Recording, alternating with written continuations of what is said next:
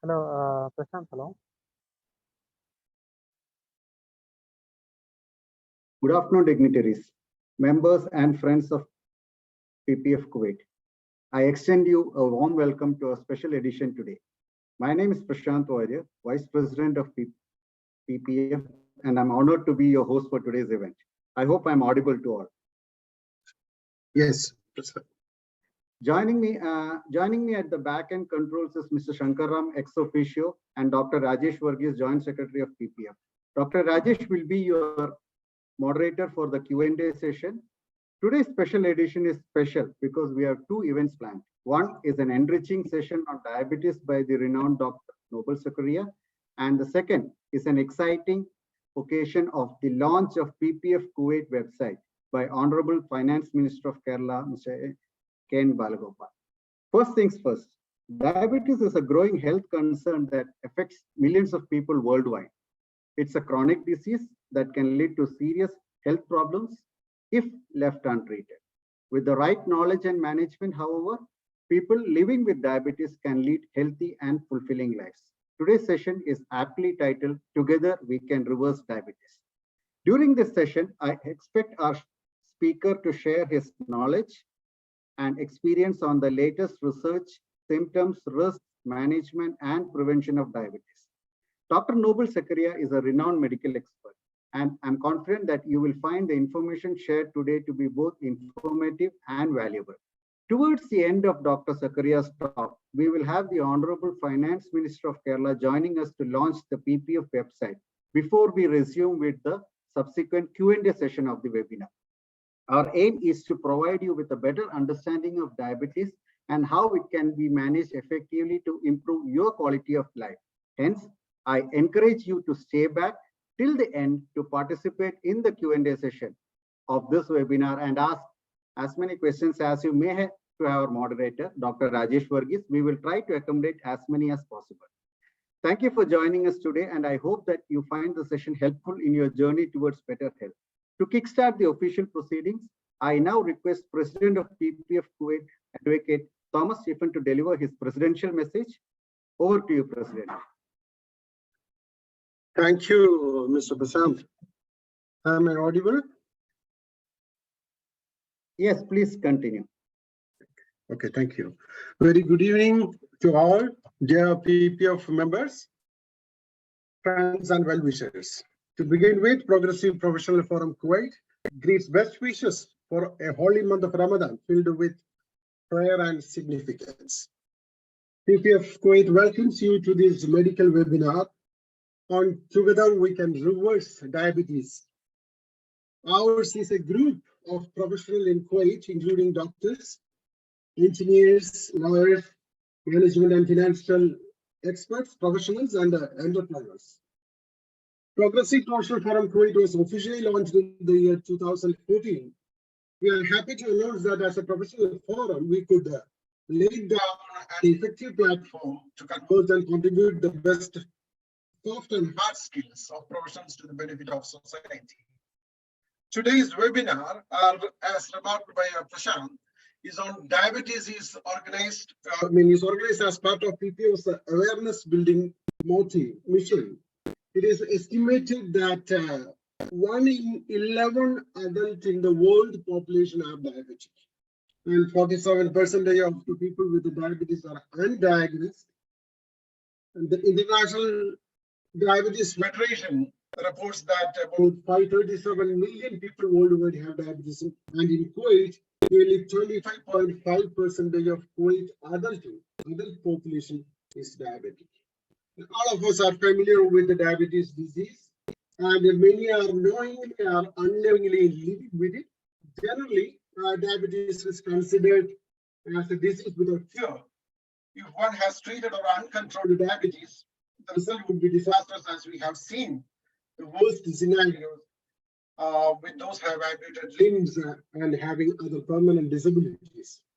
Today's medical webinar is focused on the methods of reversing diabetes, and we have with us today Dr. Noble Zachariah, a veteran medical practitioner in Kuwait, who is a specialist in internal medicine and diabetology, and he will be educating us on how we can achieve that goal. And I invite Dr. Noble Zachariah to this webinar for his presentation. And we will have an introductory session about Dr. Noble Zachariah, our strong member, Mr. Shankar Ram, and we will be knowing more about him. And we are very proud and happy to announce that we got the very best person to handle the medical webinar, and the PPF proudly welcomes Dr. Noble Zachariah to this webinar for his presentation. And as said by Mr. Prashant, we will be having another session. I just reminding you all, we are having another session of the launching ceremony of our website today, and the Honorable Finance Minister of Kerala will be joining us for that session, and we will be taking a short break for that. And to assure you that we will not steal much of your time, we will be continuing with the medical webinar, and hope all of us will join you. I mean, stay back with us until we conclude this today's program. Once again, I welcome all of you to join this webinar, and I invite Dr. Noble Zachariah to present his presentation. Thank you very much. Once again, welcome you all. Over to you, Prashant. Thank you, President. Mr. Shankaram, may I request you to kindly introduce our speaker? Okay. Am I audible, Prashant? Am I audible, Prashant? Yes, you are audible. Please continue. Thank you. Good evening, Dr. Noble Zachariah, President of PPF Advocate Thomas Stephen, General Secretary Ms. Shirley Sashirajan, Vice President and Master of Ceremony Mr. Prashant Warrior, Joint Secretary and Moderator Dr. Rajesh Varghese, Loga Kerala Sabha Member and PPF Executive Committee Member Mr. Vinod Karthikeyan. Ladies and gentlemen, Ramadan Kareem. Thank you one and all for being on time for attending our session, which is being conducted during this blessed month of Ramadan. PPF Kuwait has been organizing webinars on diverse topics selected based on feedbacks from previous sessions, which we feel would be more appropriate to our members within professional community, especially, and to others as well living in Kuwait. Today, we are looking forward for a session on diabetes. As per statistics released by the International Diabetes Federation, approximately 537 million adults between age group 20 to 79 years are living with diabetes. This figure is projected to rise to 643 million, that is an increase of 20% by 2030.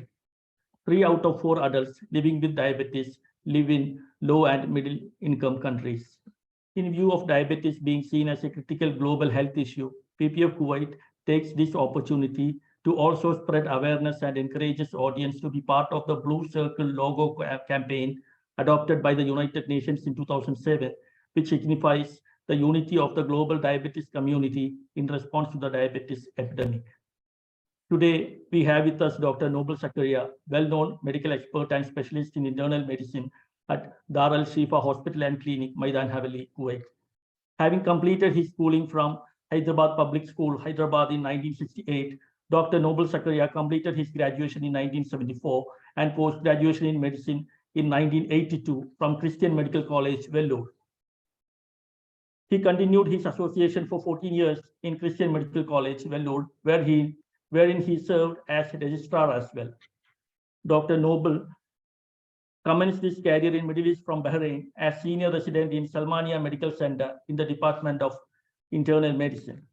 Further, Dr. Noble shifted to Kuwait and joined Al-Damer Center for Medical Specialties, Jahra, as chief physician and served for 12 years. After a brief stint of 2 years as specialist in internal medicine in International Clinic Farwania, Doctor is continuing as specialist in internal medicine since 2014 till date at Dar Al Shifa Hospital and Clinic, Maidan Haveli, where he provides competent, compassionate, and complete care in acute and chronic diseases under internal medicine. Doctor is known to have main interest in removing injections in type 2 diabetes and diabetes reversal, that is control needing no medicine. We cordially welcome Dr. Noble Zachariah to our session.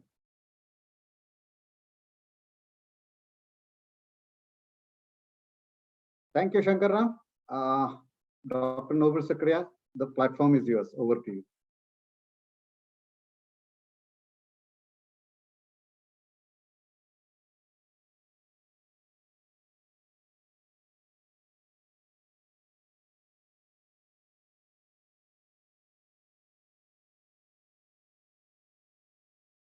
Thank you, Mr. Shankaram, for your kind introduction.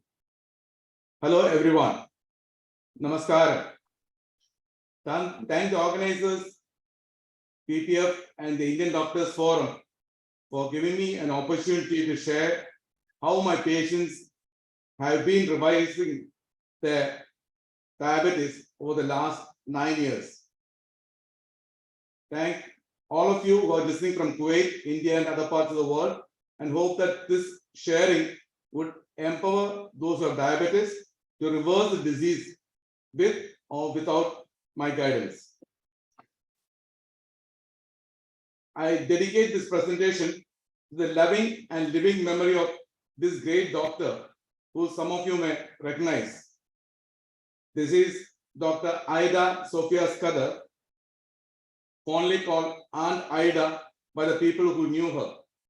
Her philosophy of first ponder and then dare transformed a small village clinic to one of the best centers of caring and healing in the world, the Christian Medical College, Balagopal, my alma mater. People who believe in her ideology are pushing the boundaries to serve. And this is the latest addition to the CMC family, the Kanagapuram campus. Her doctrine lights the alumni all over the world, and I am no exception. The hybrid continuous care health service, which started in 1914, has been focusing on reducing medical suffering from illnesses with the least amount of discomfort, cost, and two areas that have been focusing most are the management of diabetes, chronic disease like diabetes and hypertension, and possible reversal of diabetes. And for this, we need a teamwork. It cannot be done one-sided. There has to be a teamwork of the medical team and the patient and his family. So with the teamwork, I would venture on to show how many things can be achieved. Now let's just revise a few things. What is diabetes? Most people know it is an abnormally high blood sugar.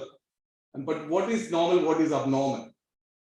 Now, if you take the fasting blood sugar of less than 5.5 millimole or below 100 milligram per deciliter, and a 2 hours post 75 gram glucose of less than 140 or less than 7.58 millimoles per deciliter, this is what is normal.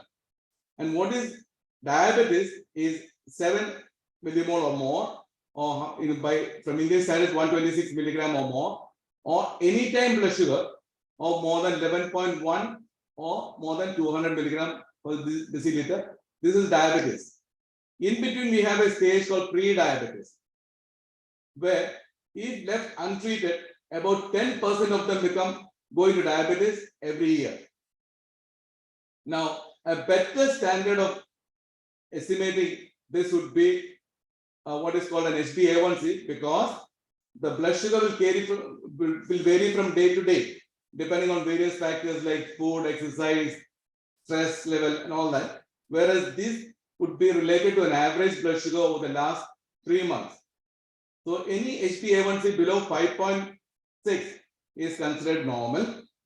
From anything above 6.5 or above is diabetes. In between is pre-diabetes. Now, diabetes is basically of two types. Type 1, which used to be called as insulin-dependent diabetes, which constitute about 5 to 10% of the cases, mainly occurring in children and adolescents.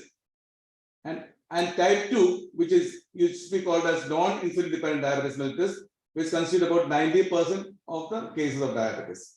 Now, what happens is that in type 1, there is damage to the pancreas, the beta cells of pancreas. So the amount of insulin production is very little. And there is not enough to stimulate the insulin receptors. As a result, the glucose cannot get into the cells to give you energy. So the glucose accumulates in the blood and the person becomes diabetic.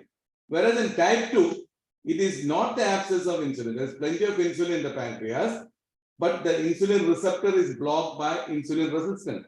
As a result, the insulin cannot act on the receptor to open this gate the blood flow gate for the glucose to enter the cells. So the end product is the same, the sugar accumulates in the blood. Now, why should we know about diabetes? As we just heard in the introduction, there's a very rising case of diabetes. It's going by, it's actually in an epidemic proportion or a pandemic proportion, if you might call it that way. And majority of people with diabetes have no symptoms or very little symptoms. And uncontrolled diabetes leads to irreversible complications in most of the organs of the body. Now, as I told you, the symptoms are very little or more of discomfort like feeling tired, increased urination, feeling thirsty, infections in various sites. But what is really troubling are the complications like chest pain leading to heart attack, stroke, blindness from retinopathy or cataract, kidney involvement leading to kidney failure and uncontrolled blood pressure, nerve involvement leading to paralysis, numbness, and what is called autonomic neuropathy, decreased blood flow leading to gangrene and non-healing ulcers. These are all complications of diabetes, which once they set in, they are very difficult to treat and even more difficult to reverse. So why should we treat diabetes? Because the complications are related to HbA1c. With 1% increase in HbA1c or 1% change, there can be significant change in the outcome. Like, if we can decrease HbA1c from 7 to 6, then we reduce the complications by so much. Similarly, so we should try to get the HbA1c as low as normal and then reverse the diabetes. Now, of the 800 or more million people in the world today with diabetes, what percentage do you think have got an HbA1c of 7, which is considered to be normal? It is only a dismal 20 to 30%. That means more than 70 to 80% of the people in the world are uncontrolled. Now, this is a review article in ResearchGate that appeared recently. Here you can find that what is below 7. Even 7 is too much for me. I would consider below 6.5 as what would be best achieved. And below 7.5 is only about 25%. Between 7 and 8, it's about 45%. And between 8 and 10, another 25%. And about 5% is above 10. Now, does it improve with time or with increase in medication? We find that as we increase the medicine, the percentage of success or percentage of people going below 7 does not increase. And with time, we find that more and more people are moving on from 1 medicine to 2 medicine, 3 medicine or more. Now, what is diabetes reversal? Now, if you get an HbA1c below 6.5,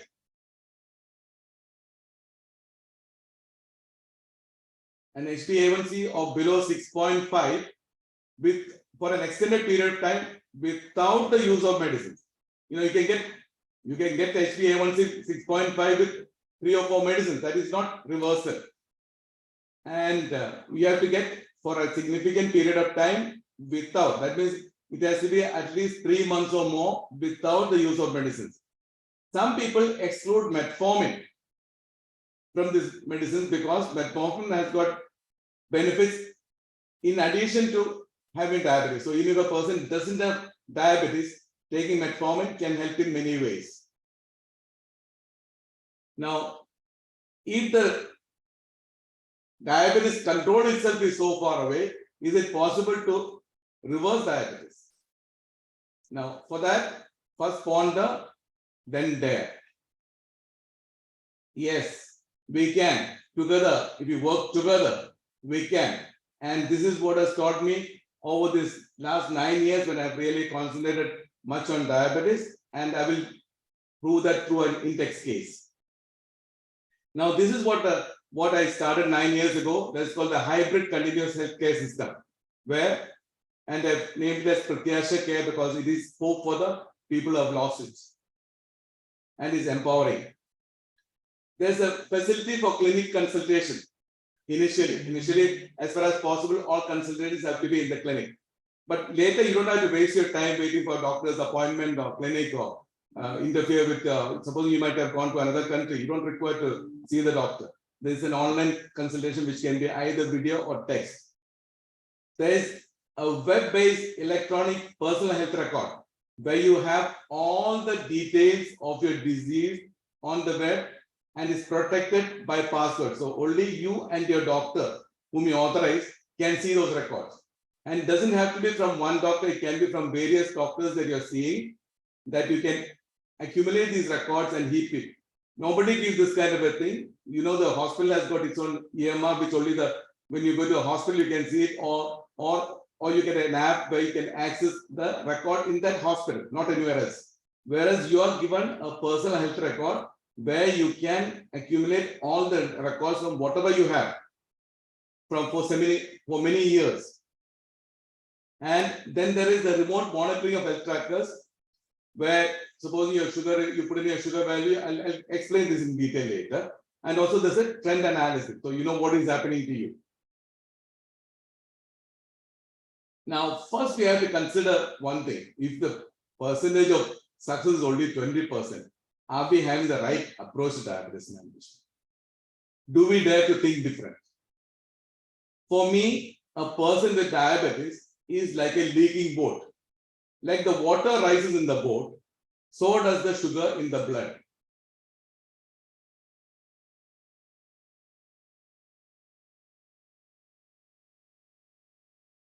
Okay, so as you give a medicine to reduce the sugar, you bail the water. But is that successful? With time, what you would find is that more and more water rises, like more and more medicines are used to treat disease, and 2, 3, and finally the boat sinks. Now, what is the solution? Yes, you guessed it. You have to plug the holes before you can bail the boat. That means you have to treat the causes that produce the elevation in the blood sugar and not treat the sugar level. Here, if you take the same example of the boat, there are some non-pluggable causes, like in diabetes, like the age, the genetic makeup, we cannot change. But there are plenty of things you can change, like the obesity, the sedentary life, the high GI food, the stress, depression, smoking, medicine, all these things that we have to change can be changed. Now, when we correct the causes, we can reverse diabetes. Meet this awesome person who came to me on the 14th of January 2020. He's Mr. Jose, of course, that's not his real name. And he was 57 years old, a finance manager who has the BMI of 30.2, that means obese, high blood pressure, and the fasting blood sugar was 23.8, which is 428 milligrams, and the random blood sugar was 540 milligrams when he came to me. His HbA1c, that means he's not a new diabetic, his HbA1c was 11. Though he has been having HbA1c, he was not detected to have diabetes till recently, which means an average blood sugar of 14.9. And he had already gone into kidney involvement. In fact, he had gone into a chronic kidney disease. We call it stage 3B. And this was the person whom I saw on the 14th of January 2020. Well, anybody who treats diabetes or who have diabetes know that this is a tough situation. And to get him in control would be a big task. So what did we do? First, pondered. I got him and his told him about he didn't have his family here, so he brought a very close friend of his who actually was to him more than the family. Actually, and then we had a meeting. We sat together and thought of the causes that led to uncontrolled blood sugar, which turned out to be food, lack of exercise, and stress. And then we did a blood test. Simultaneously, everything was going on to see whether he had sufficient insulin in your body or not. And I told him about the management and the compliance. because I can only take the horse of water, the horse has to drink. And we dared to work together, registered him in the continuous care health app, and told him about whatever need to be done, and then various parameters were monitored, and we changed the diabetes medication. When he came to me, he was on 4 shots of insulin, and still you saw the blood sugar values. We changed his appropriate medicine, and then I gave the continuous care monitoring. I'll just explain this to you in a minute. There are about 50 parameters, of which one of them is blood sugar. Here actually this is the drop down menu. You can have fasting 2 hours, PC 2 hours, whatever time you want after breakfast, all these are there. And then you enter the value, and then you write a note here. This is to empower you. Supposing you find the blood sugar is high, then you think, try to develop an insight as to why it is high, and write a note here and submit. When it is submitted, it gets to the doctor straight away, and the doctor looks at it, and then he writes his comment. Because this blood sugar is very good, he said it's good, and then he submits his, and then it is sent real time to a person, and then he reads it. Now, if it is high, then what need to be done would be recommended here. So it's an immediate solution kind of a thing of what to do. And he far exceeded my expectation. In fact, you see, when he started, his blood sugar was 30, and that was on the 14th of January, and by 27th, that means 2 weeks time, his blood sugar was down to normal. Okay, this is the power of continuous care with cooperation of the doctor and the patient is concerned. I don't think there's any medicine. If there is, I would like to be educated, or any method which has shown this kind of a change. And was it all temporary? Was it a temporary change? No, it stayed on. And one by one, of course, in 2 weeks' time, his insulin was removed, and one by one, all medicines were removed. And by October, he was off all medicines and maintaining perfect blood sugar. What happened is HbA1c? It was 11. Now we just said that reversal is 6.5. He exceeded that. His HbA1c was 5 in October 20. So these are all real-time values from his what do you call personal health record. It's a what do you call a long-term or a record forever. And then what about his weight? He was obese, and then he lost about 26 kilos in weight. And this is what can be achieved. And these are all the different challenges people claim in the control of diabetes by various societies. And we find that all have been solved in it. And in fact, as I say, a picture is worth 1,000 words. And this is in before, and this is in after. So what does that good diabetes care involve? You have to have correct information and guidance. And diet, proper diet, which is also called the medical nutrition therapy, proper healthy lifestyle, and proper monitoring and appropriate medicines. Now, how to avoid complications? That is, you have to achieve optimal HbA1c, proper diet, weight management, exercise, blood pressure control, the cholesterol control, avoid smoking and alcohol, and management of stress. Now, what is diet? The diabetic diet. Now, does it require special food like quinoa? Like many people buy a lot of exotic things, so-called diabetic food, spend a lot of money on that, and even some people even have a diet coach, like you have a coach in the gym, you have a diet coach, and do we need special diet apart from what the family eats? My answer is no. In fact, diet should be consist of everyday food, easily available, and what the whole family can enjoy together. That doesn't mean that it is eat as you please. It is use your intelligence and knowledge to eat a proper healthy diet, which everybody in the family can eat. And my dietary advice is based on glycemic index, GI. To explain what GI is, to those who don't know, it is a number given to a food, carbohydrate containing food. For example, protein and fat don't have GI. Based on its ability to raise the blood sugar compared to an equal amount of glucose. For example, 50 grams of glucose raises your blood sugar by 100 milligrams. And 50 grams of this food raises it by 20. Then we call the GI to be 20. If it raises by 70, we call it as 70. And it's no big knowledge or rocket science to know that the lower the GI, the lower the blood sugar is going to be. So you need to eat low GI foods. And this is a study done not by a doctor, but by a person with diabetes. His name was David Mendoza. He later actually wrote for the American Diabetes Association and all that. What he showed was, see, if you eat a high GI food, your sugar goes up like this. Whereas the same calorie, because everybody, even now, most people believe in calories rather than anything else. So all the diet that you get from the dietitians will say so many calories. And he showed that if by changing the nature of the food, the same calorie diet produce different levels of blood sugar. And this is what we also recommend.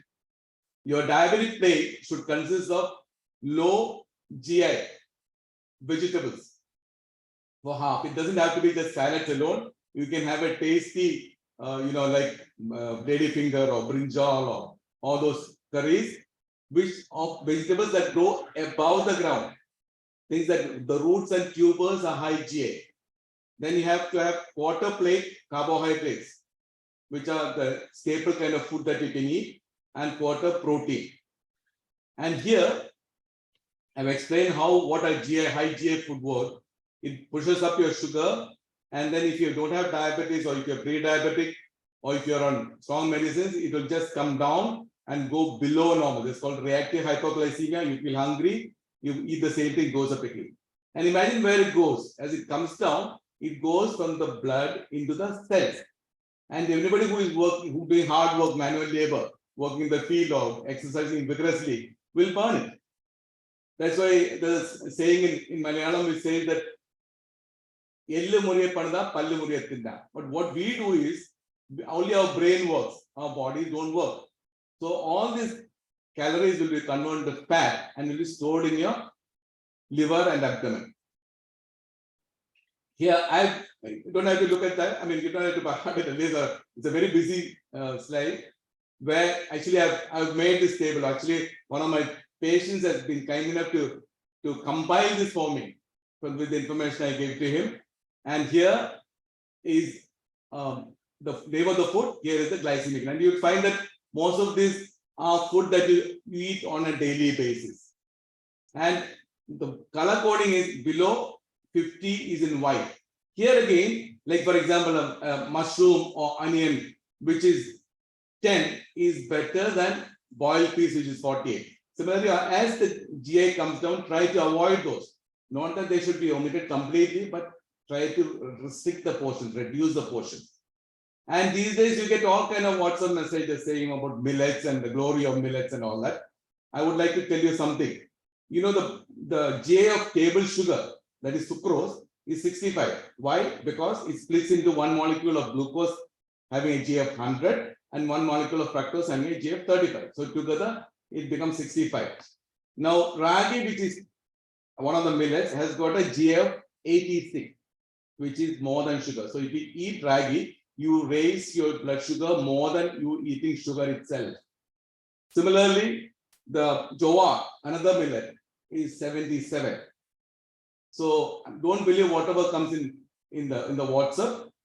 Try to use your brain. Search the net for authentic sites where you find the GI. Okay, this is available on my website under the blog, how to control your weight and sugar through food. And there's suppose you go for a birthday party. What all will you have from this?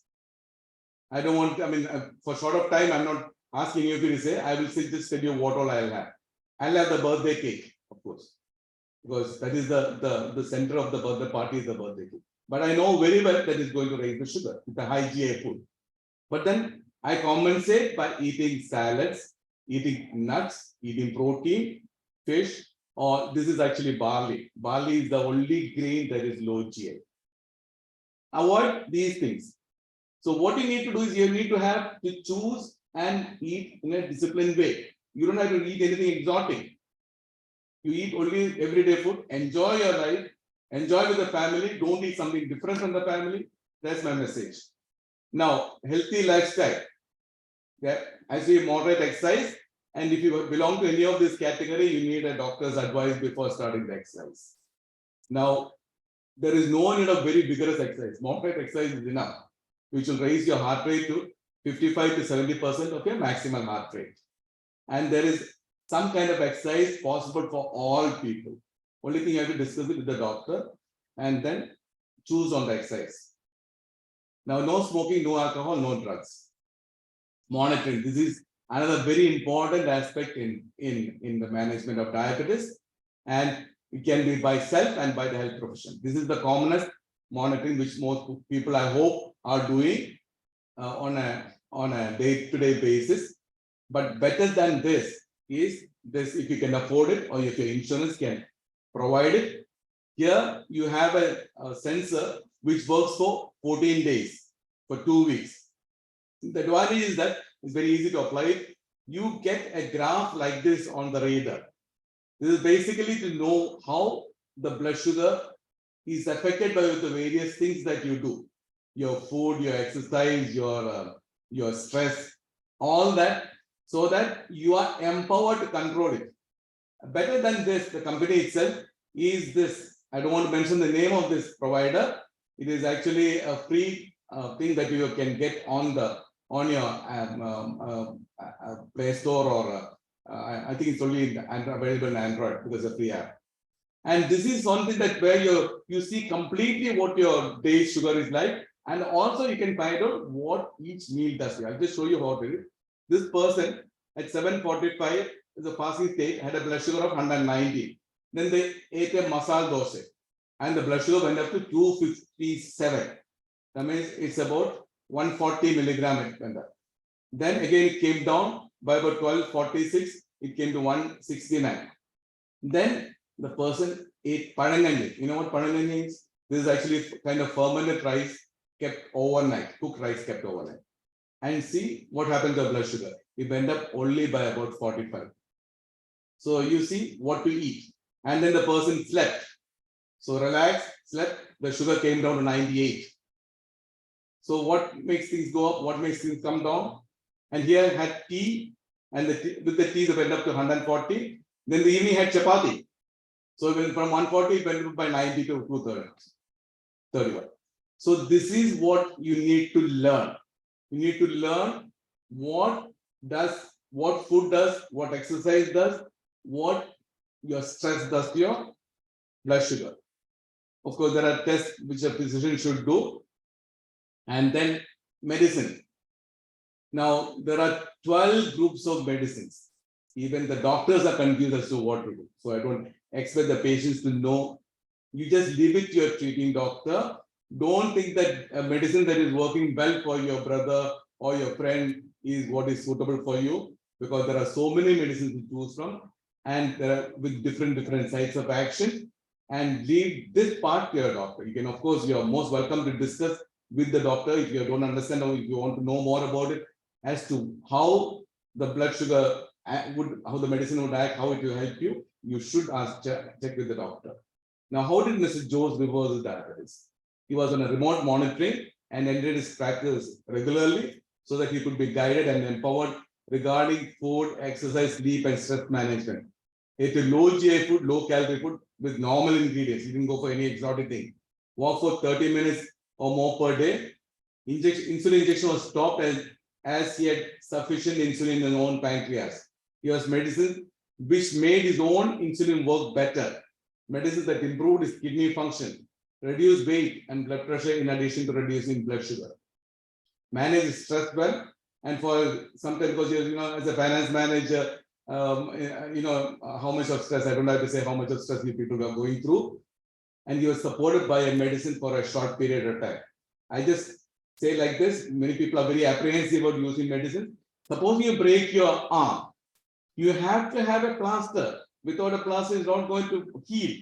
But this plaster is not going to remain with you for the rest of your life. Once it is healed, you take the plaster off.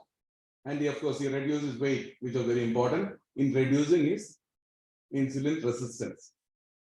Now, again, just to remind you what monitoring is. Now, now you see a lot of advertisements for metabolic surgery. What is metabolic surgery? It's actually bariatric surgery in a disguise. It can reverse, agree. In obese people, it can reverse diabetes. Why? Because the food that you take is very little. You cannot, your food will come down to about 1/4 or 1/6 of what you normally eat. That you can do willfully. Why have yourself cut up to do that? But many people develop diabetes and obesity back with time. One example, may his soul rest in peace, is late Mr. John Paul. He had bariatric surgery. His diabetes was controlled for some time, but he gained all of it back, and then you know what happened to him. So it has got so many undesirable side effects, and therefore I do not recommend any metabolic or bariatric surgery for control of diabetes. Now, in conclusion, the takeaway message is the natural history of diabetes, if left untreated, is very bad. You develop all kinds of complications, and then finally invalidity and death.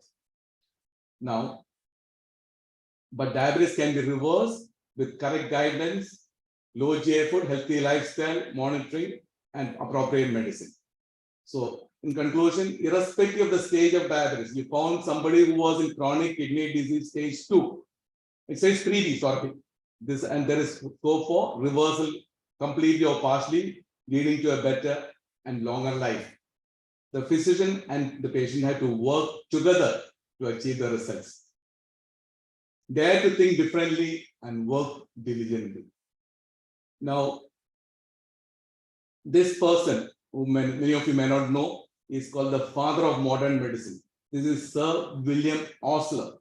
And I like him for his philosophy as much as the teachings he has given. And this is what he said. One of the first duties of the physician is to educate the masses not to take medicine. He says that it doesn't mean that you don't take medicine that's given to you.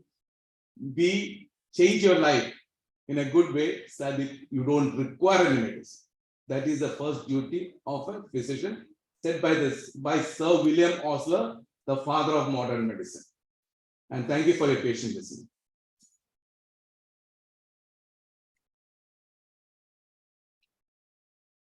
Thank you, doctor. I think it was quite simple, easy, and informative. Since we have a slight delay, or we have still yet to receive the message from the minister's office on the start, we will be starting off with our question and answer session, doctor. I now request Dr. Rajesh Varghese to join us as a moderator, and he will be channeling all the questions that we receive for your answers. Doctor, would you still like to continue with the screen? No, I'll stop the show. Yeah. Okay. So now, Dr. Rajesh, it's over to you. Hello. Yes, Hello. Am I audible? Yes. Thank you. Thank you, Person. Thank you, Dr. Noble, Zachariah. Thank you, Dr. and IDF team also. To join the PPF to share your experience and year-long earned knowledge. It's really lucky to you to have on the system. The best part of today's topic and the speaker, unlike our previous topic and the speakers, the today's topic is very much relevant in day-to-day life, and the speaker is available for it. This is actually really a blessing because a person of your caliber, very active. Dr. Noble is very expert and is well known in medical circle, and he is available in Kuwait. That is the best part of the topic today. This will help for the people who wants to for a close follow-up and serious follow-up for their pre-diabetic stage, because I have received many questions regarding the pre-diabetic and diabetic concerns, I think they can contact Dr. Noble directly also because he's available here. Sir, can I go to the questions Good. directly? Go ahead. So many of the questions actually general nature. Actually, they have asked only slight difference in their personal values, mainly in pre-diabetic stage. For example, Mr. Salman Bhatia, he has asked his hemoglobin HbA1c is 6.5. Another person asked his HbA1c is 6.4. Both have same questions. They have asked, can I control the diabetes without starting the medicines? This is their first questions. And the add-on question is, one is particular about the carbohydrate. He is asking, can he eat carbohydrate, including my food? If yes, then how much amount of carbohydrate can I eat? These are the first two questions from two persons. Mr. Shasya Bhatia and another one is Mr. Salman. Okay. Thank you very much. Very valid and very relevant question. 6.5 is diabetes and 6.4 is pre-diabetes. And the risk of going into diabetes in the next year is 20 times more than a person having a HbA1c of 5.7. So now is the time to act. And I would not want you to go into taking medicines, but I would like you to change your lifestyle. Eat a low GI food, okay, and exercise. And in Kuwait, stress management is very important because I find that here, of course, Kuwaiti food, of course, is very rich, but you find people in the 20s having type 2 diabetes. You know, and all that they do is control the stress, and everything gets controlled. So these are you have to treat the cause. When you treat the cause, everything gets under control. Thank you, sir. Another question from Mr. Manoj. He was asking how to reduce FBS. And he has another question, how to reverse pre-diabetes. And he wants to know the food habits to be followed for a patient, for a person is on his pre-diabetic values. Okay. I think I mean, if you are listening to the talk, you would have heard about what is low GI food. Eat low GI food, and you can not only reduce your weight, but reduce your sugar. All that is possible with low GI food, and of course, exercise and lifestyle changes.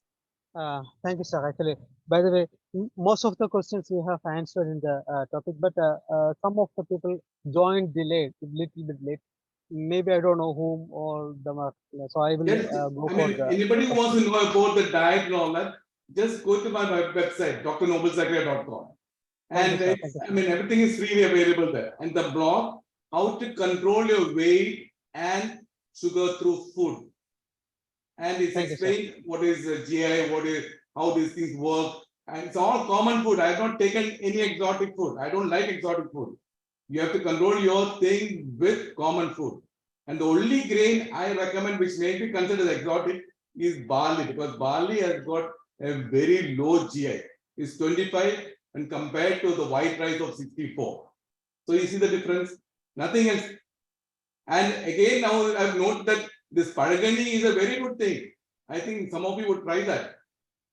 Because at least that person who showed me that result has done remarkably well.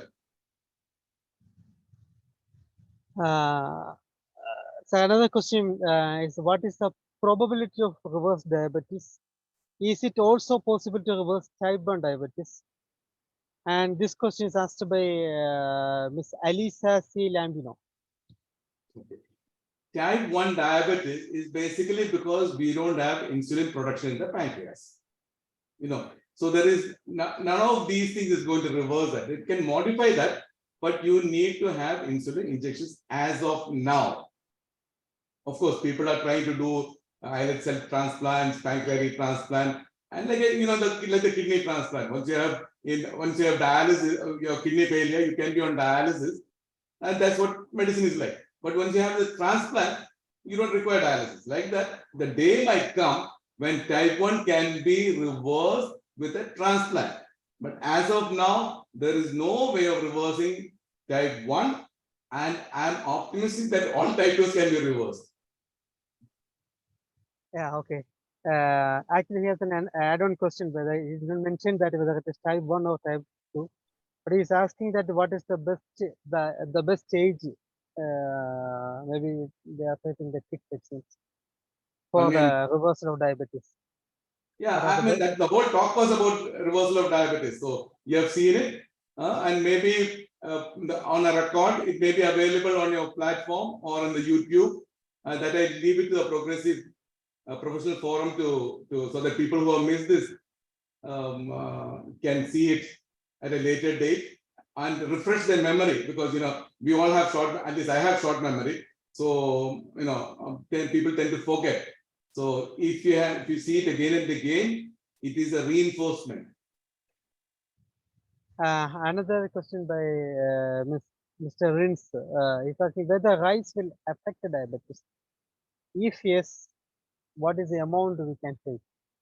I think this is a individualized question. Sorry, Rajesh, I didn't hear the question. Yeah, Mr. Rins has asked whether rice will affect the diabetes. If yes, what is the amount which we can take? I think this question is very much personalized question. Yeah. See, I told you about the rice. If it is parboiled rice, the GI is about 58. If it is plain white rice, it is 64. 64 is the same as sugar. 65 is sugar. But for some reason, I think by the fermentation, or keep this rice, cooked rice overnight in water at room temperature. That means it kind of promotes a marginal amount of fermentation. And one person has just shown that it doesn't raise the sugar at all, only by 40 milligrams. That is something that really is a blessing. So try that and eat rice. There is no change in taste. Yeah, one person asked about the intermittent fasting. Can it reverse the type 2 diabetes in older? Intermittent fasting is a good thing in that it can reduce your weight and reduce the insulin resistance. So if that takes care of your diabetes, good. It's a good thing. But remember, you have to be on the right kind of medication. That's important. Supposing you are on a secretagogue or insulin and go for intermittent fasting, you go into hypo and then you have more problems. So you have to be on the right type of medicines also. Okay. One more question about actually it's a personal question from Meera. She's telling she's 63-year-old and diabetic for 25 years. She had 2 stents fixed. Will I be able to reverse my diabetic? I am regular in walking, doing yoga. My fasting blood sugar is around 100. Even then, why blockage occurs? She's concerned about the blocking. I am very energetic and no other health issues. Is it possible for me to reverse my diabetes? Okay. Now, I mean, very, very important question, and very, it requires a lot of thinking about it. First, now, there are many factors that lead to the production of atherosclerosis, which leads to narrowing of blood vessels and blockade. One is genetic. It can be from the genes, which of course you cannot change. But there are other things like hyperlipidemia, high bad cholesterol, LDL cholesterol, hypertension, high blood sugar. All these which can be reversed should be reversed. Okay, and then I would not rule you out for reversing diabetes. No, is it? Some people think that once you start on insulin, you cannot come off. And let me tell you, now these days I've started a small practice in Cochin. I think I should give something back to my place of birth also. So I go there for 1 week every month, 3 weeks for Kuwait, 1 week for Cochin.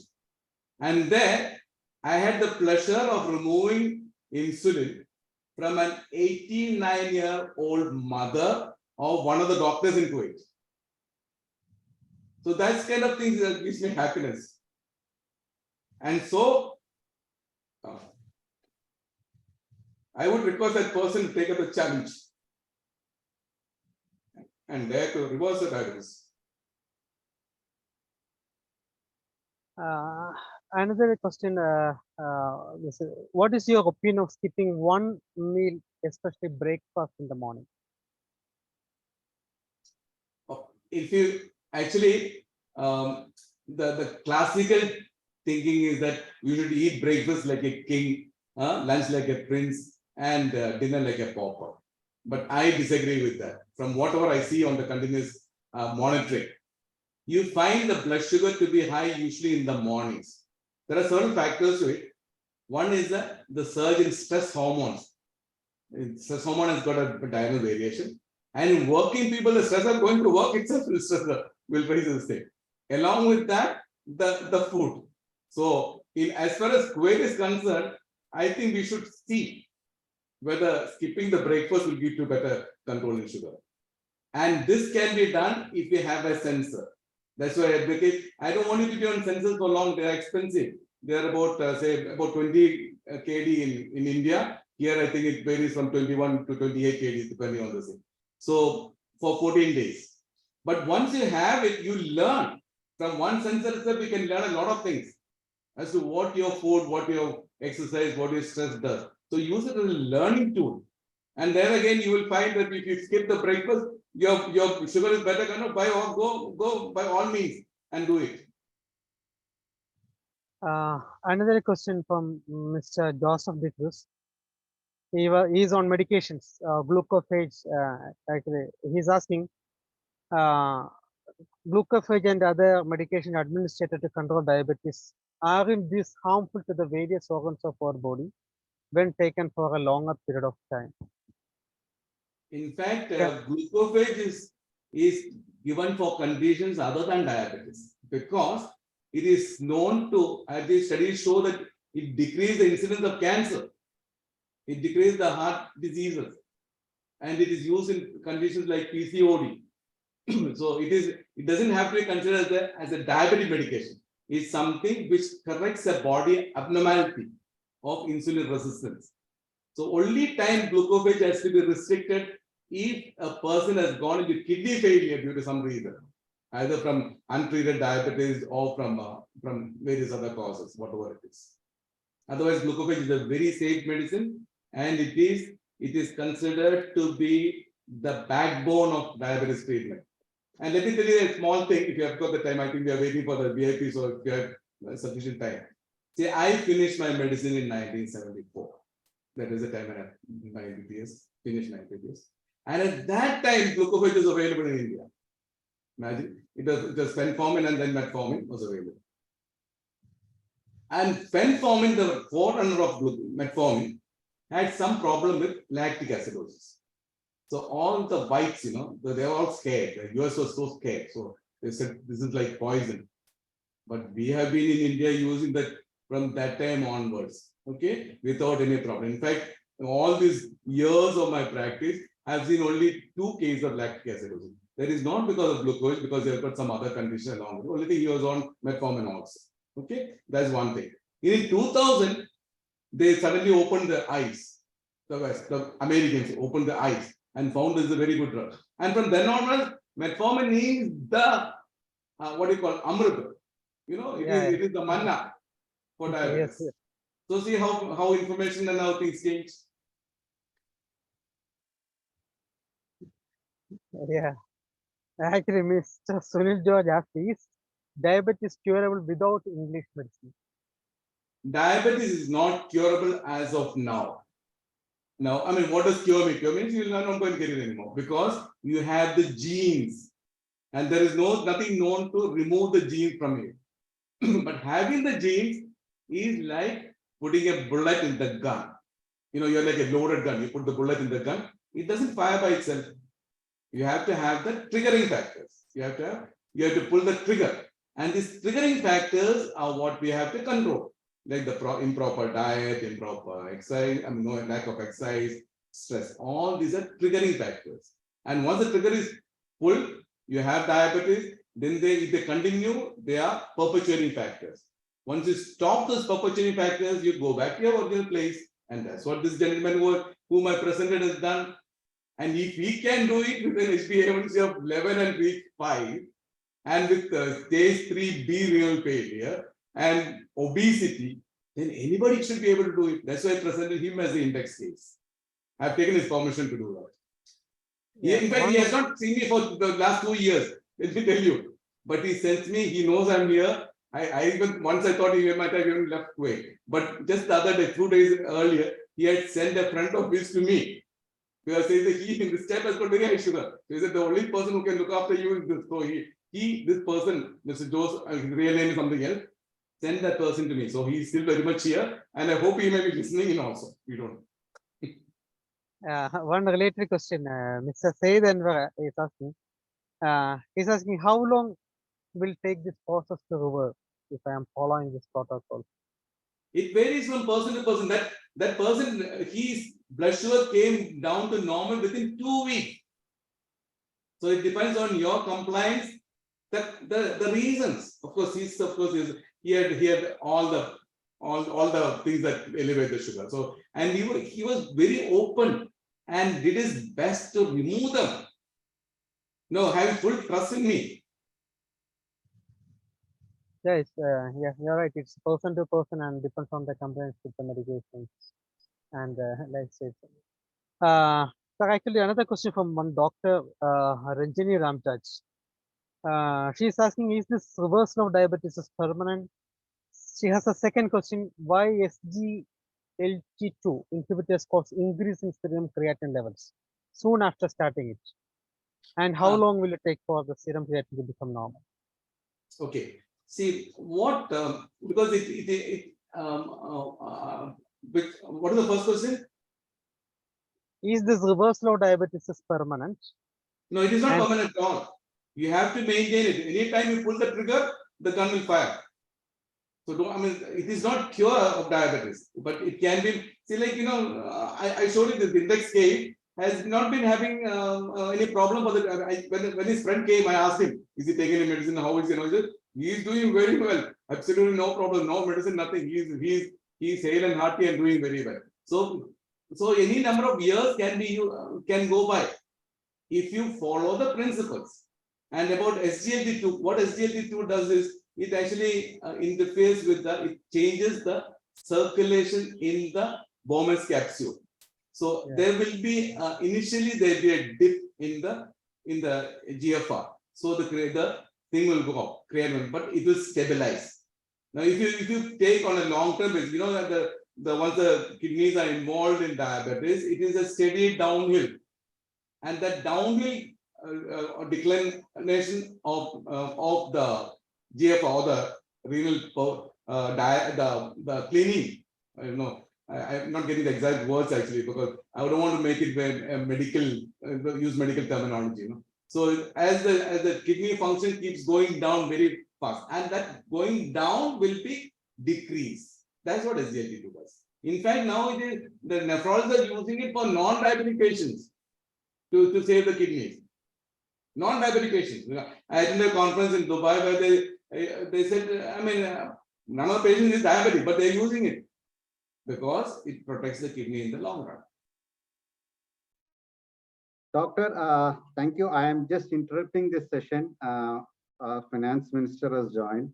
We would like to do the planned website inauguration now and then proceed with the Q&A session. Is that fine, Doctor? Oh, fine with me. I have the whole day for you. All right. Thank you very much, Doctor. So I am putting you on mute just for this session along with the others. Darshak, are you there?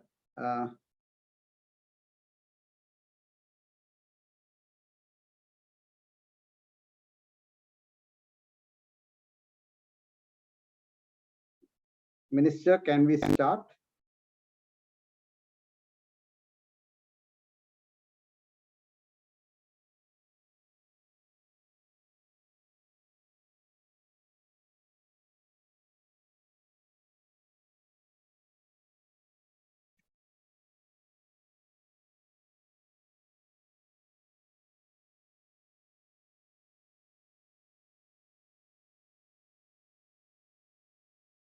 Okay, here is what I will do.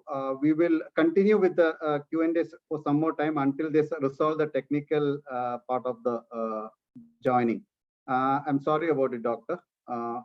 Rajesh, please continue. Hello. Yes, Rajesh. So actually, one question came now. It's actually he's asking. He's based in Bahrain. Is it possible to get your service? If you don't mind, can you give your address or something? They can do some online consultation at the If end of he the can session. come to Kuwait, definitely. If not, when he comes to, if he's an Indian, he can come to India. In fact, when I started, I mean, it's all very, very interesting. When I started my practice restarted my practice, it was actually this January. The first patient I had was a resident, a citizen. She's actually become a citizen of Canada. And the reason why she came to me, or her husband brought to me, was because somebody in Kuwait, who is a friend of his, said that I would be able to help his wife. His wife has been having diabetes, uncontrolled diabetes for 20 years in Canada, and was getting more medicines than what is recommended by the the recommended dose. And still she was having an HbA1c of 10.3 when she came. It is 3 months. I saw her in January, just 3 months, 2 months, 2.5 months or so, and the HbA1c has come down to 6.6. And the husband said, this is the first time somebody has helped her in the last 20 years. So Bahrain is not as far as Canada. They can come down. So another question from Mr. Tahsin Khanum. It's a personal question actually. He is diabetic since 16 years on insulin. Can my diabetes be reversed? This is first question. My muscle mass has decreased. How can it be reversed? Second question. Does vegetable protein help in gaining mass? Won't there be any effect on the kidneys? Due to lack of muscles, my balancing is also affected. I have electric shocks in my feet. Is it due to diabetic neuropathy? So it's a group of questions in fact. Shall I repeat again? It's okay, it's okay. There are a number of situations that it would be very difficult for me to answer all this online, because diabetes medical management is a lot different from going and purchasing something online, online purchasing things. Once I see the person, there is no need to visit me. That's what the whole thing is about. I want people to be at their work and not waste my time waiting in my clinic. Oh, okay. So that's how this hybrid system has come on. So I would like to see the person. Regarding taking off the insulin, we have to see how much of insulin is there in his pancreas. For that, there's a test. And once we have enough insulin in the pancreas, and if he is willing to cooperate with me, do whatever I tell, have blind faith in what I say, of course, he can ask me questions. He will be taken off insulin. That much I can do. And about the neuropathy, once it sets in, it's difficult to reverse it, because you may be having autonomic neuropathy also. At least we can be hopefully prevent it from becoming worse by doing whatever is possible. Anyway, something can be done. Don't worry. Another question from Maimuna Mukhadam is, I am a G6PD deficient and I am on insulin due to my unsuitability to other medication. Is there any medicine or tablet form in recent so that can control my diabetes? I think this is also you need to see the picture. I'm not sure, because I mean, it's a long time since I've dealt with G6PD. I don't know whether all the medicines are contracted. If we can come down, we can actually sit together and search the net and see what is compatible for people with. There must be something. I'm sure of that. Not all medicines won't be. Another question from Dr. Venkata Sedra Pastor. Of course, she should avoid fava beans, sir. That is very important. I hope she knows. Okay. Another question from Dr. Venkata Sedra. Is it permanently reversed? No need of any medications once normalized? No, I think I've answered this question before also. Yeah. It is like you're putting there is no cure. You're putting the bullet in the gun. So as long as you don't pull the trigger, the gun doesn't fire. That's all. Another question from Snigdha Manoj Kumar. what are the best remedies one can take to prevent diabetes in the future? Means it's not already not diabetes, but you don't want to develop diabetes in your future life. No, actually, just lifestyle changes. That's all. They don't need any medicine. Okay, sir. Thank you, sir. Next question is from Bala Elamaram. When I travel, I cannot maintain the diet. How to control diabetes? When I cannot maintain the diet, can I increase medicine dose? Say instead 500 milligram I'm taking now, can it be 1000 milligram as an example? That is a very, very dangerous experiment. Very Yeah, dangerous. You can yes, go yes. into hypo. Okay. Yeah. So the Very best thing is, no, there are so many things that are available that we can eat. Like, for example, in fact, there's somebody in Kuwait who will make you barley travel breads. So if you want, I can give you the number. It's actually an Iranian baker who is making travel hubos, small things. You just, what you do is you have to put in water. It's barley, so it's low GI, and it becomes edible. Okay. Other than that, wherever you get, you will get low GI fruits. Like apple, you can eat. You have get nuts. You get cheese. You get only see the sugar is influenced only by high GI carbohydrates. There are so many things instead of carbohydrates that you can take. So it's only a matter of applying your mind and knowledge. Yeah, okay. Thank you, sir. Another question from Ira. She's asking how to control sugar fluctuations. What to do when your sugar is high and you are alone, away from home? See, unless you have type 1 diabetes, type 1 diabetes, of course, with the high sugars, there's a chance that you're going to ketoacidosis. Like, this gentleman whom I spoke to about, his blood sugar when he came to me was 30 millimoles. And I don't think you must be reaching that kind of levels. And when he went to a hospital, initially when he was detected to have the diabetes, it was 50 millimoles. So a high blood sugar in type 2 diabetes for a short period of time doesn't matter much. Unless, of course, there is something called hypoosmolar coma, which occurs at very high levels, like 700, 800, like that, in people who usually have things like another disease, like stroke and things like that, where, hyperosmolar coma can occur. Otherwise, don't be worried about the blood sugar going to 200 or 300. No, don't worry about it at all. The worry itself will make it more. So be relaxed. Sir, is that what is the frequency of developing hyperosmolar coma in a type 2 patient? Actually, see, it is basically due to dehydration. So, a lot of people, that's why I said it usually occurs in people who have had some other kind of illnesses, like, stroke people, they may not be taking enough fluids, or they have some other issues. So the sugar will really, it is like, it just kind of sucks out the sugar is an osmotic, it kind of sucks out the fluid from your cells, and you have malfunctioning of your cells.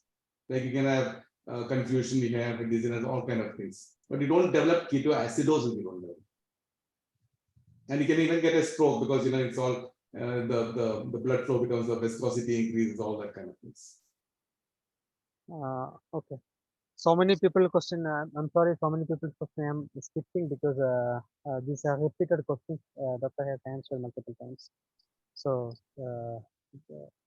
please consider this one because we have the time limitation also. I will go for another question, sir. If anybody wants, if you have the time, if anybody wants to ask directly also, I think we can permit it.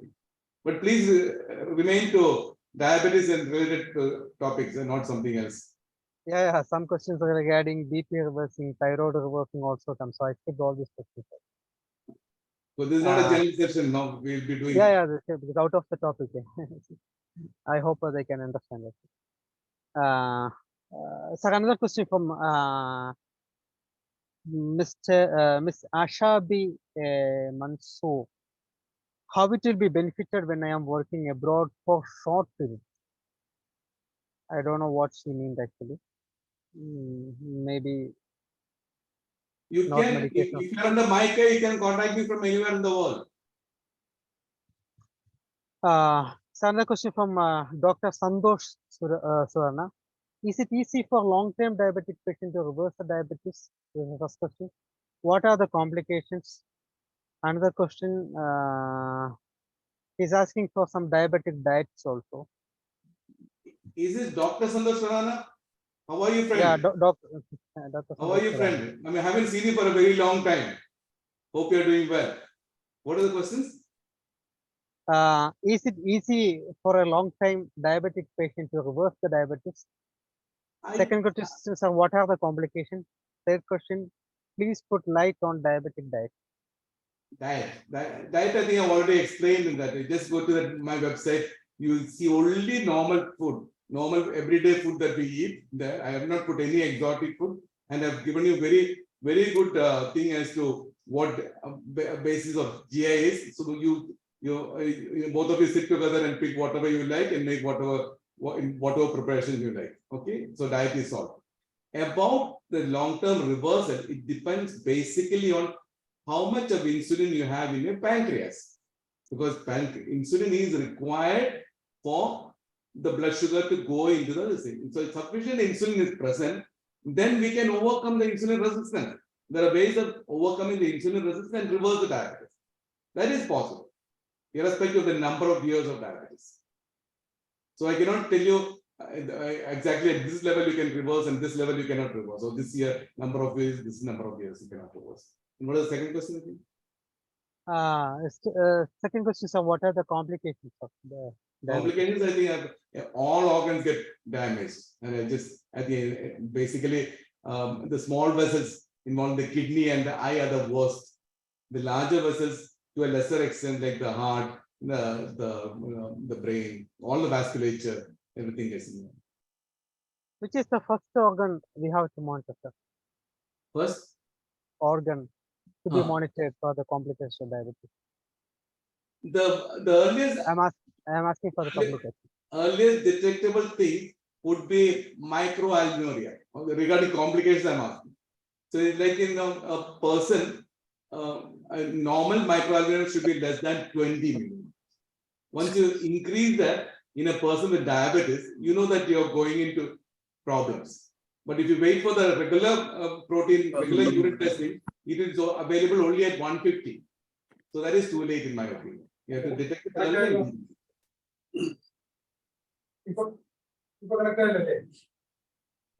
Yeah. Namaskaram. Hello. I think Minister joined. Welcome, Minister. Minister Mutilana. Thank you. Thank you. So, good evening once again. Good afternoon once again. We are proceeding with the launch event of a new website. Once again, I am Prashant here, Vice President of PPF, and I'm thrilled to continue being your host for this event. After months of hard work and dedication from our team with our partner SASWAP, we are proud to unveil PPF Kuwait's new website to you. Our website is designed to provide users with a browser-friendly experience, allowing them to easily navigate through our content and access the information they need.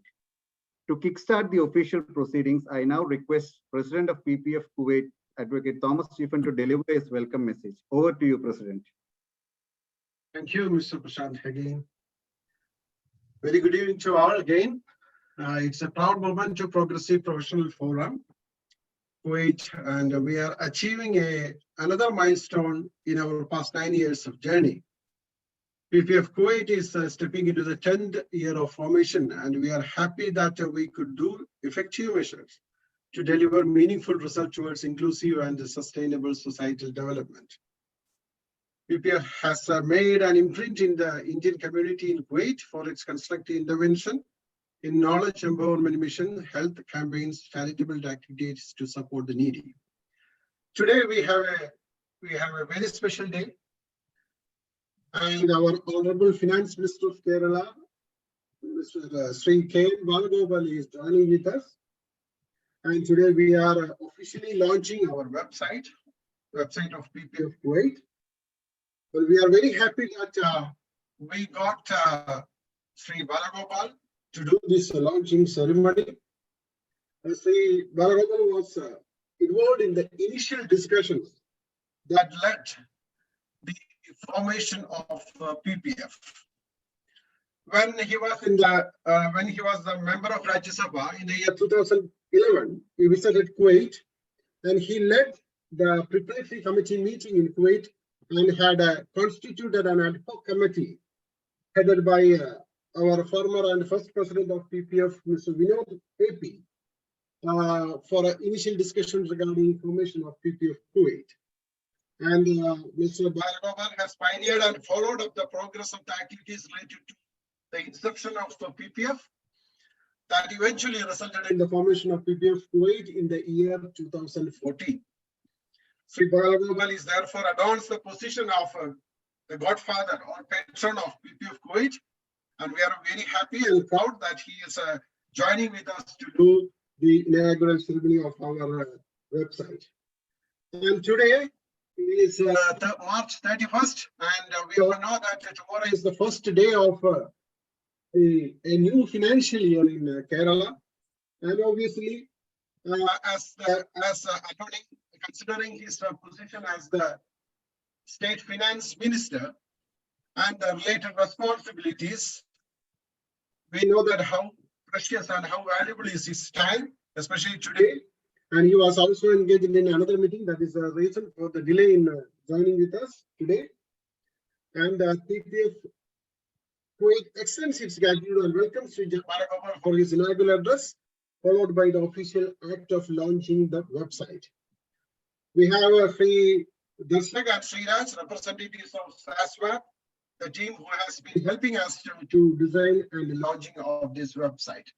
And once again, I mean, warmly and proudly welcomes our finance minister, Sri Ken Balagopal, to deliver his inaugural address and do the official launching of our website. Over to you, Prashant. Thank you, Advocate Thomas Stephen. Then the doctors who are there giving the health tips and advices to the members of the organization, Vice President Prashant Warrior, Srimati Shirley Shashi Rajan, and Srijit Palakudil, and Sri Vinod, who is there and who was there from TKM Engineering College.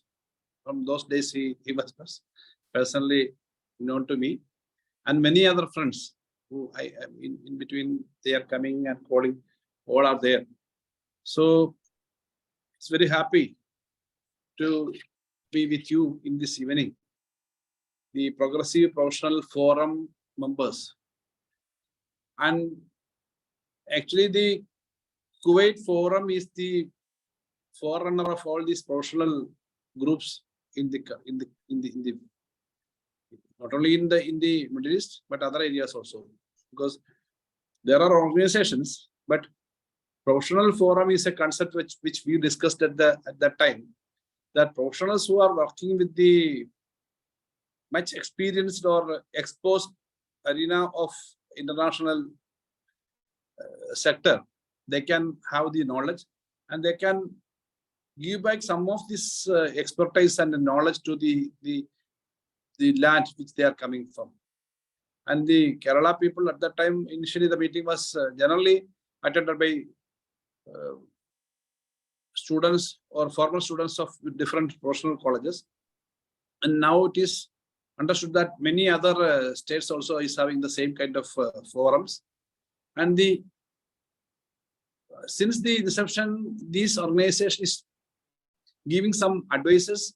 They are personally attending some programs, and new technology and new kind of experience and expertise that they are giving information and giving advices to the state. So I think now we have to do a lot more, and in the coming days this forum will do a lot. I'm not taking much of your time because already it is late, and I was trying to, even though the technology things we are saying, sometimes technology will not work very quickly. That is why I was that way late also for attending this. And in addition to that, we were actually busy with some last minute issues related to the financial year. Anyway, fortunately, we could have completed all the main demands of the state, even though we had a very sharp shortage of central grants and funds, which is the right of the state. Means the rightful percentage of state share was not, because of many reasons. It was cut down around 40,000 crore rupees. There was a shortage of from the taxes, divisi pool and other grants compared to the earlier years. But even then, we are managed to face the situation, and by the end of this month, March itself, we are spending more than 20,000 crores, which was earlier it was reported by many of the media that it may be very difficult for the state government because such a shortfall cannot be managed. But we managed it, and the efficiency of the economy, the vibrancy after the COVID situation, and the effective management and effective collection of taxes and all supported us. And today by evening I said that already we have spent 20,000 crores, and it may be more by the end of this day, that is by 12 o'clock in the evening night. So actually we have to get more and more development during these days, but if I take some time, then I may also speak more. That will not be good. But one thing I want to say, the professionals who are going from the country and the educated people who are going from the state and country are generally up to the last moment finishing. All of them were finished raw materials. And if you take the case of a school student who is studying in the state of Kerala, the state government is spending per year at least 50,000 rupees for a student for salary alone. Means the teachers who are getting the salary. That means a student who is completing degree or any professional course, the state exchequer alone is spending some 10 or 20 lakhs. So that is the responsibility of the government. Okay. But at the same time, we because of dearth of employment facilities here, our people are going in. But nowadays a new issue is coming because of the demographic changes. Our elderly people's number are increasing. Now it is around 16.5%, and within 5 to 10 years it will be 20%, and it will go up to 30% in the coming 20-25 years. That means for every active young man or woman in the workforce, the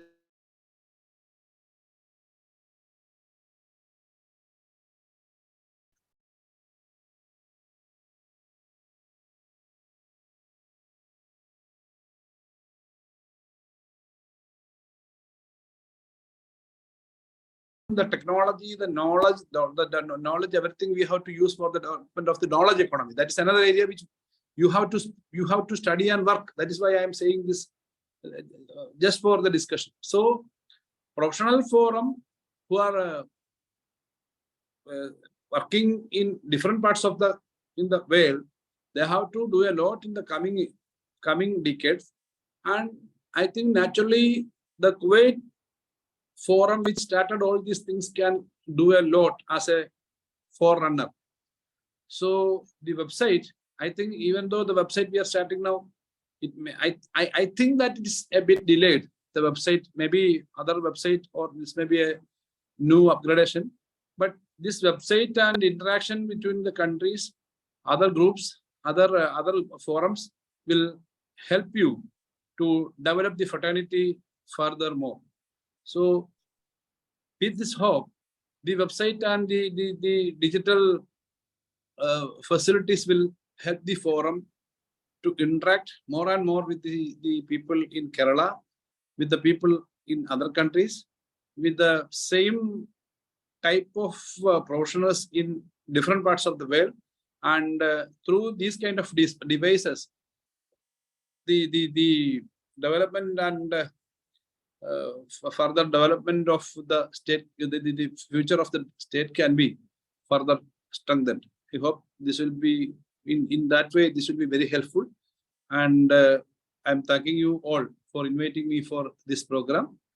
I am formally announcing that the launch of this website, and we are launching it. There may be some problem with the technical problem will be there. I think I'm launching it here, and I think you all are seeing it there. There also our counterparts will be doing the operation of the website or launching of the website there. So thank you once again, and we hope again this professional forum of Kuwait will lead the professional forums in different parts of the world. And with these words, I once again congratulate all of you. Thank you.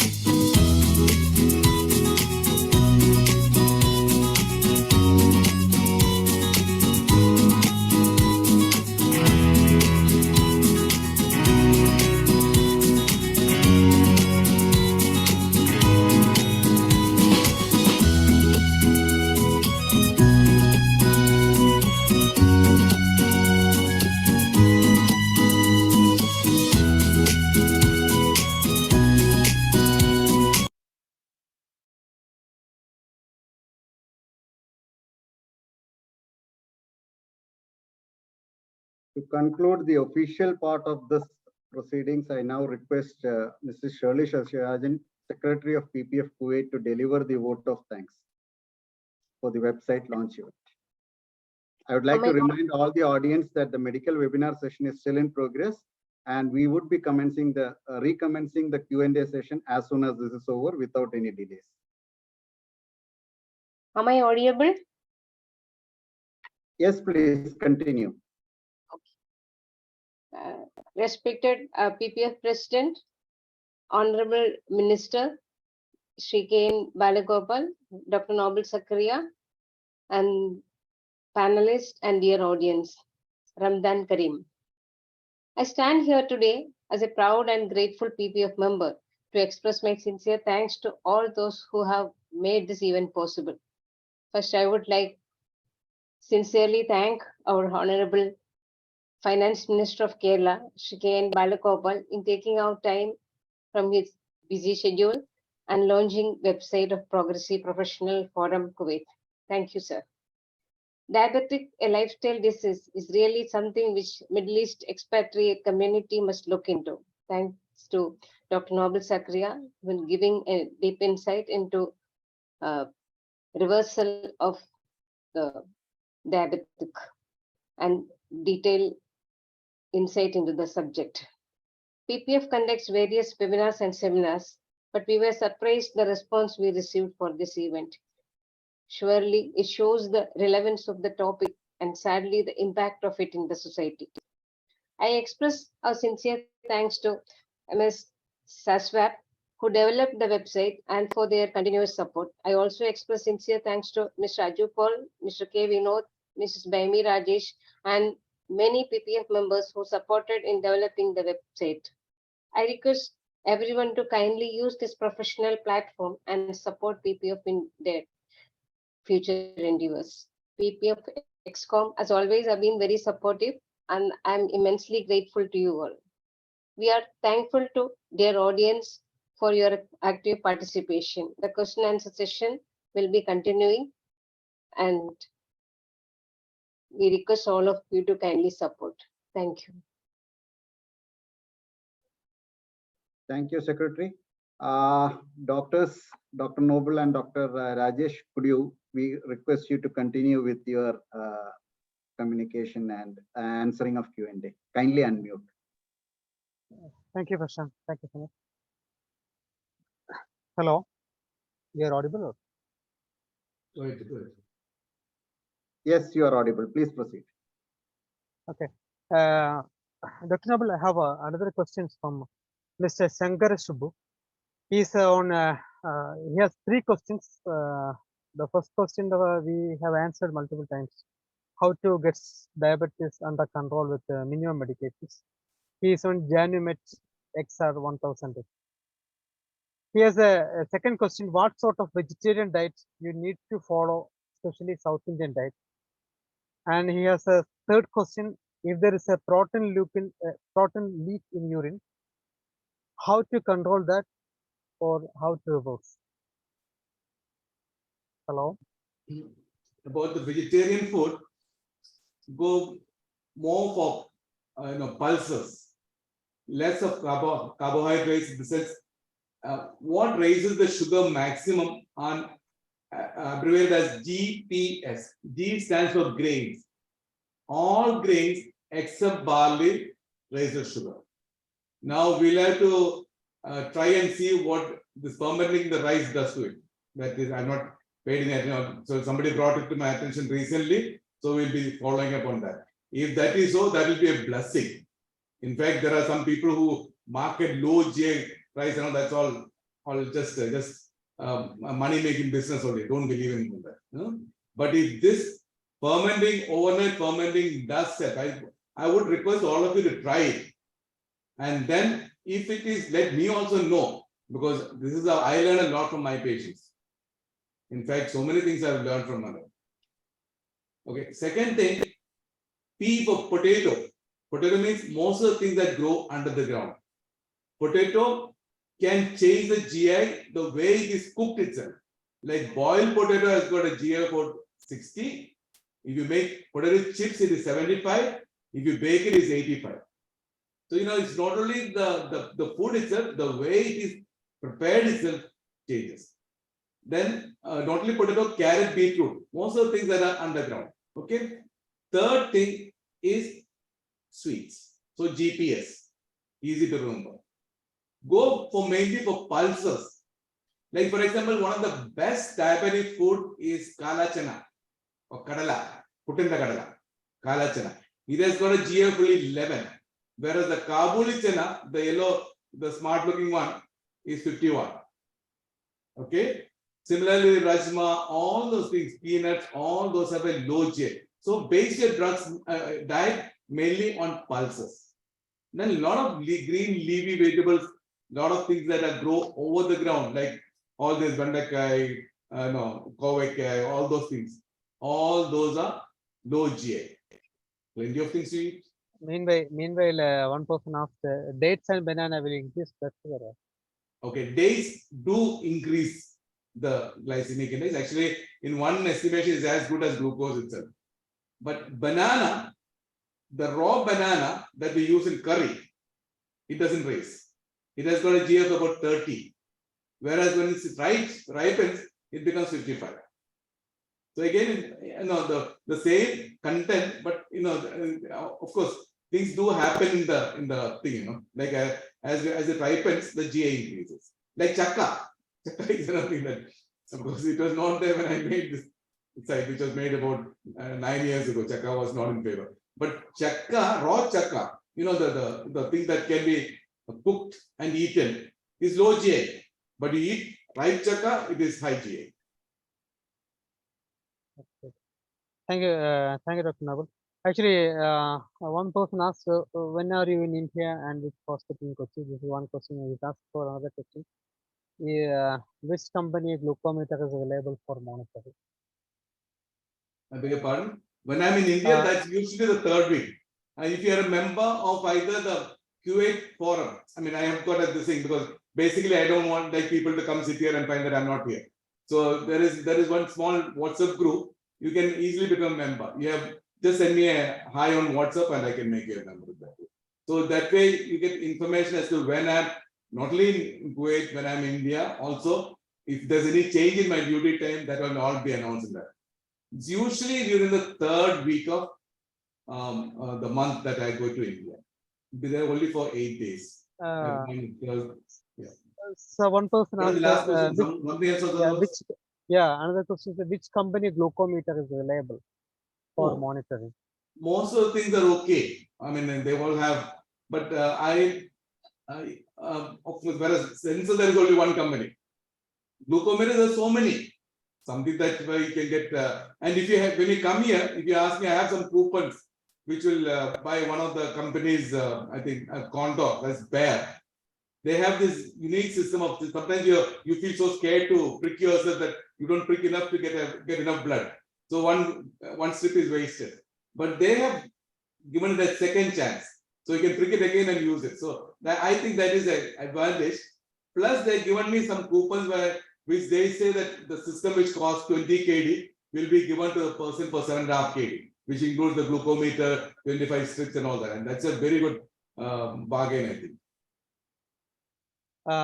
Actually, I have another interesting question. One person asks, to bring blood sugar levels to optimal level, why to prefer oral medication to insulin if someone does not mind injecting? Can we avoid the side effects of oral medication and use insulin, which is relatively safe? Now, see, insulin is life-saving for people with type 1 diabetes. In fact, if you want, there is the the Indian Doctors Forum produces a health book every year, and I think this is the 18th or whatever the number. Okay, in that I've written an article which says the blessing and the bane of insulin, which says that in type 1 diabetes, insulin is life-saving.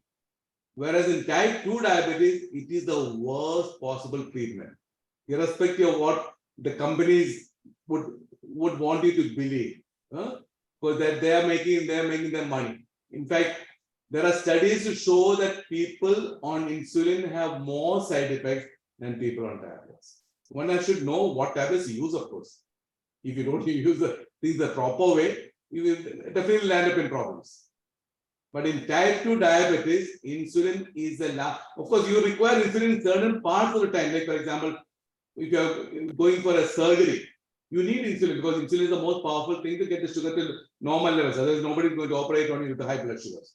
Or in pregnancy, where it is not controlled with metformin, the sugar is not controlled with metformin. Or any acute illness, where you are not able to eat properly and where you need to be on IV fluids and all that, insulin is agreed. But that is only for short term. But long-term use of insulin in type 2 diabetes is to be discouraged, not encouraged.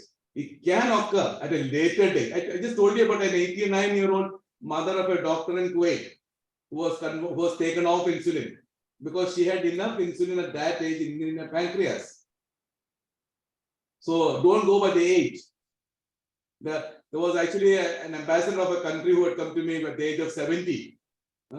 One of our neighboring countries, and he was on insulin twice a day. And when I checked it, he had enough insulin, and he was going into hypo all the time. And then he had enough insulin, and I took him off and he kept on thanking me for several times, and he said all his stuff to me. So it is not. You have to be realistic. You have to be scientific based, not by somebody else what somebody else says or believes. Never go by the WhatsApp university, please. Another relevant question from one person is a 65-year-old with a postprandial sugar level within normal limits on medication, but always fasting blood sugar seems to be higher than normal. Please advise. Now, the fasting blood sugar is basically related to the stress level, stress hormones. If a person has got that, in fact, I should not say that way. There are two reasons. Basically, what I'm talking about is the dawn phenomenon. They have more stress hormones.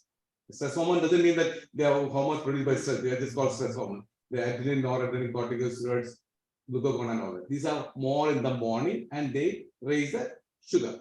It is like the only hormone that reduces sugar is insulin. So if you have, the popular game of tug of war on time, you have 4 people on one side and 1 person on the other side. This side wins. So that with the 4 people. Similarly, if you have 4 stress hormones, that side will always show higher. Now, there is also, that's one of the reasons why a person who's not sleeping well, who has got sleep apnea, who has got stressful situations, who is afraid of going to work, things like that, will have high fasting blood sugar. The second reason is what is called a Somogi effect. This is what this occurs usually in people who are on insulin or medicines that produce more insulin in the body. They are called secretagogues. What happens in the night when the person is not eating, the sugar goes down normally. And it goes sometimes because of the over treatment, the sugar goes below normal. So the body has to protect itself. So the body secretes more stress hormones to elevate the sugar. This is called the Somogi effect. So you find that a person should be, especially a person who on insulin, it is mixed out and all that. They have, if you do a monitoring with a sensor, you find that around 3 o'clock the sugar goes below normal. So this elevation is because the body is trying to reduce the harm and protect itself, and that is a good thing. Mr. Rajagopal has a social question actually. Actually, we have answered, but I will read the question. His question is a long question. So I think diabetes medication is a big business world over. Is there any sanctity for the glucose level, FBS, PPBS, fixed, or is it arbitrarily fixed to help business interests? Is it possible to stop medications for the diabetes through diet control and exercise? Lots of messages are on social media stating that if we take some Ayurvedic medicine, diabetes can be fully cured and we can stop the medicines fully. Any basis for this claim? We have answered already. The last question I'll answer first, because I'm not an Ayurvedic physician, I have no idea. But if anything I do tell is promising a lot of promises is more money making than being of good. Okay. In fact, I belong to an Ayurvedic family, and I started learning Ayurveda at the age of 8.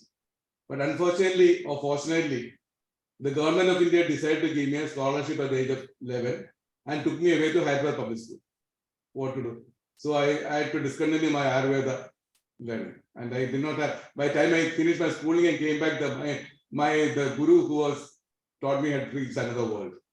So that's why my Ayurveda thing. I have good respect for Ayurveda, but please don't make it. Don't believe in people who make it a business. Agreed. All medical people do business to make profit, and they make all kinds of medicines. That's why I'm telling you to remove all the medicines and I've just shown you ways of removing all the medicines and controlling your sugar. Just follow a disciplined life. That's all. And I'm there to guide you.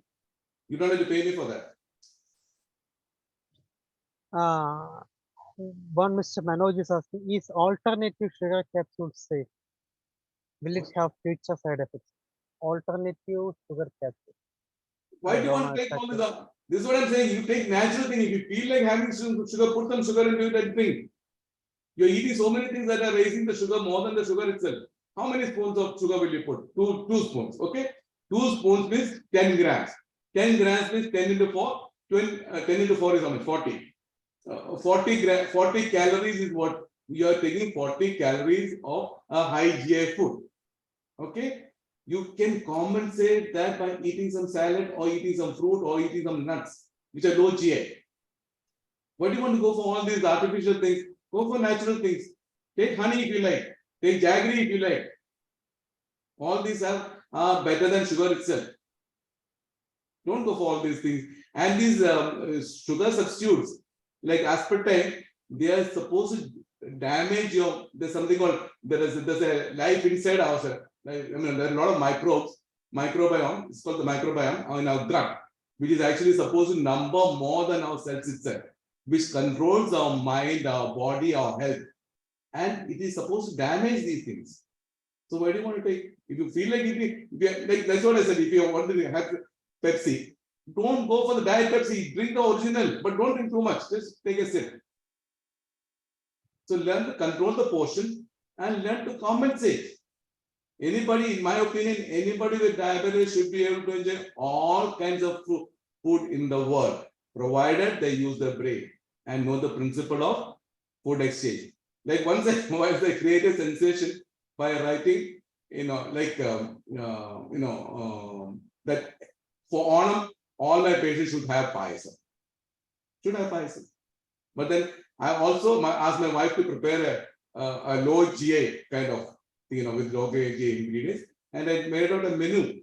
So what all did, how you every day you're eating rice. If you don't eat rice on Onam day, nothing's going to happen. There are plenty of curries you can eat and keep your tongue. And bring the payasam. Simple solutions.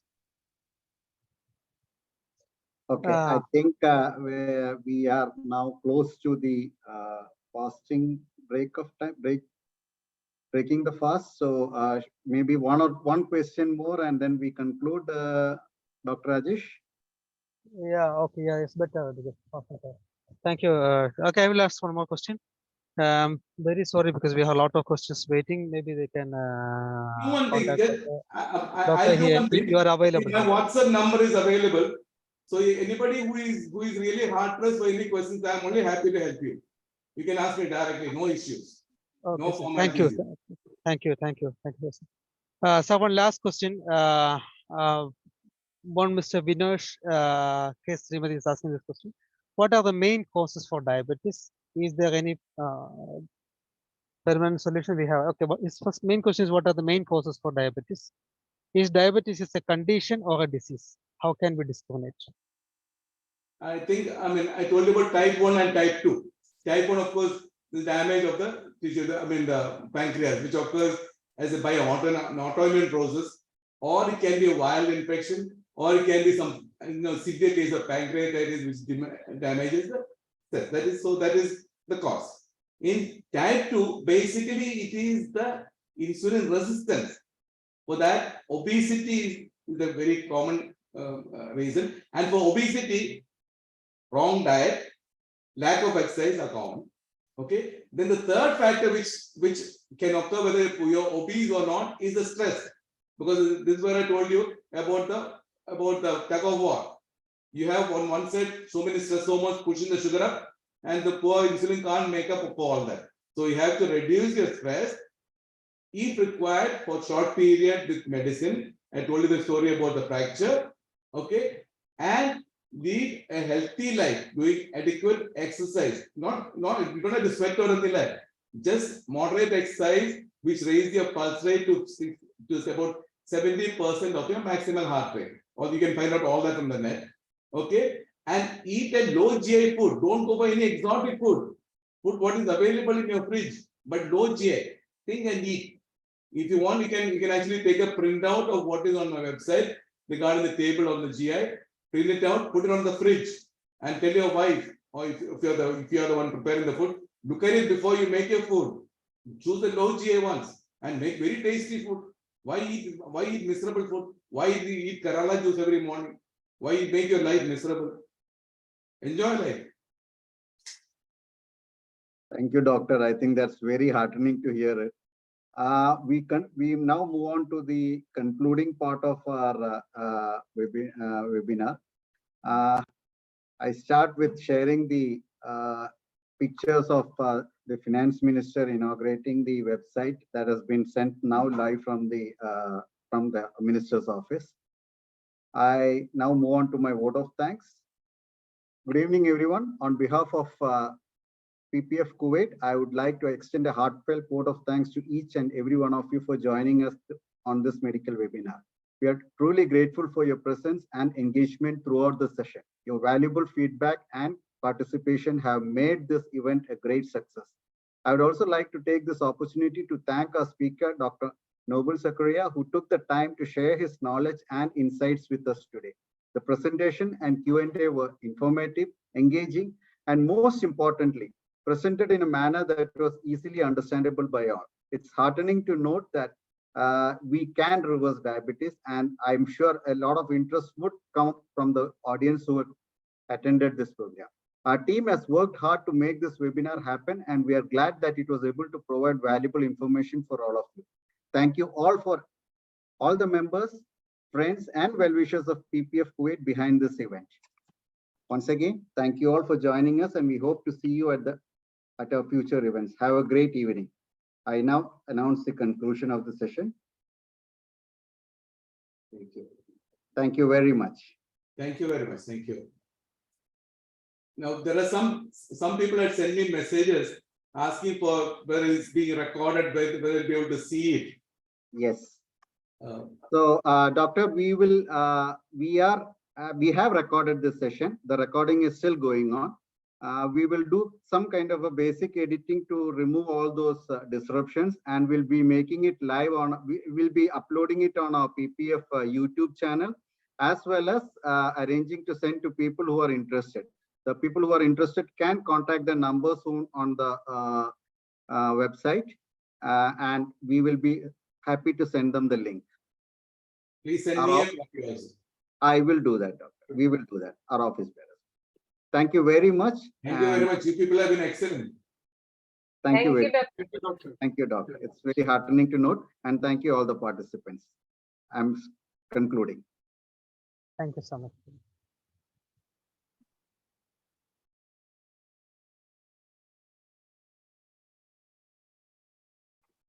Well, We stay back or? yeah, 1 minute. You guys stay back.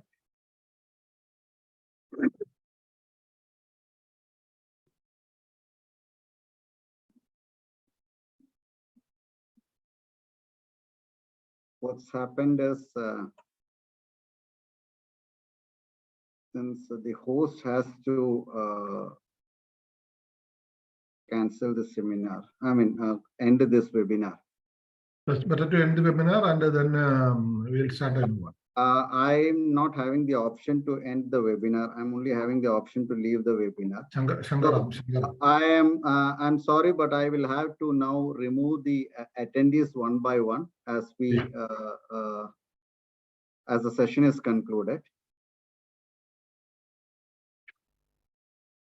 Attendees, you can either log out or I will gradually remove you. Stop the recording, right? Yeah, we can stop the recording.